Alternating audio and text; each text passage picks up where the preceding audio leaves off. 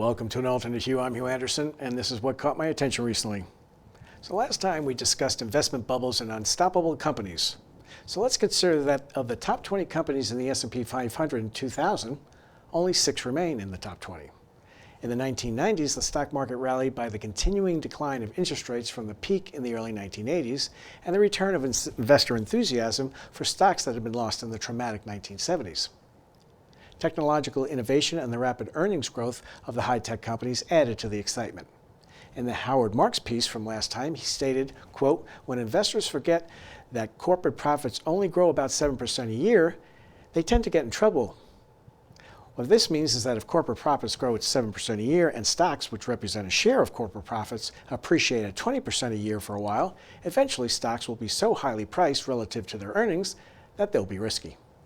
The point is that when stocks rise too fast out of proportion to the growth in the underlying company's earnings, they're unlikely to keep on appreciating.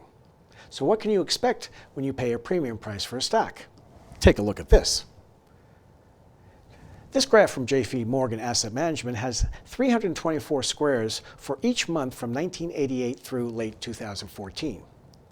Each square shows the forward price-earnings ratio on the S&P 500 at the time and the annualized return over the next 10 years.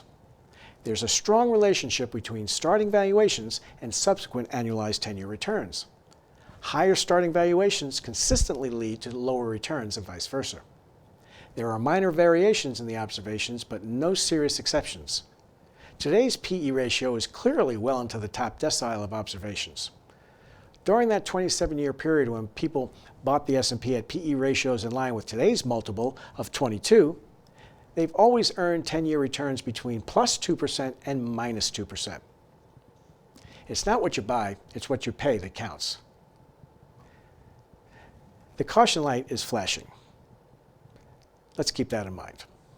So now Johns Hopkins University engineers have developed a pioneering prosthetic hand that can grip plush toys, water bottles, and other everyday objects like a human hand, carefully conforming and adjusting its grip to avoid damaging or mishandling whatever it holds. Great progress there. And our friends at Campbell Jones Cohen, CPAs, remind us that with a tax code that's now up to 6,871 pages, the IRS has more than 1,000 tax forms to help you report every conceivable type of income you can earn. You're welcome. And who's your daddy?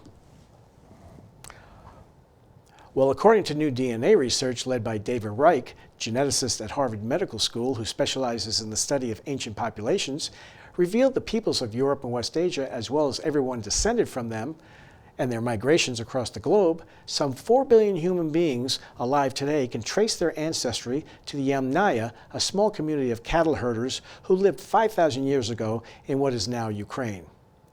This Ukrainian hamlet, now under Russian occupation, was pinpointed as the genetic cradle of the Yamnaya. From there, they exploded across Eurasia, spreading their genes and their way of life from Portugal to Mongolia. This expansion, archaeologists and geneticists say, defines much of the world's genetic and cultural heritage to this day. They changed the populations of Europe and ultimately the world, Reich said.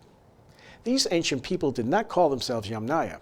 The name was coined by archaeologists from the Russian word yama, meaning pit, because they buried important people in pits beneath mounds known as kurgans.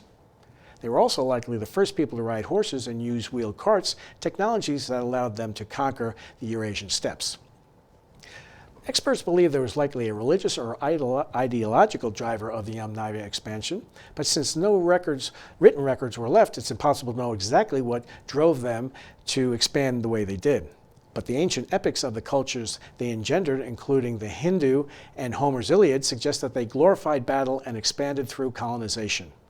The Yamnaya also had biological advantages. Studies comparing their skeletons with those of other contemporary groups show that on average they were about 6 inches taller, possibly because of their meat and dairy consumption, researchers believe. Well, that's it for this week.